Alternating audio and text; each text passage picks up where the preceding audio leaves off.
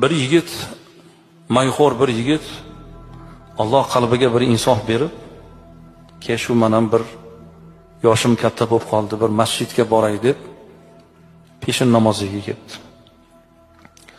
Namozga kelsa, farz namozida turganda telefonini o'chirish yodidan chiqibdi.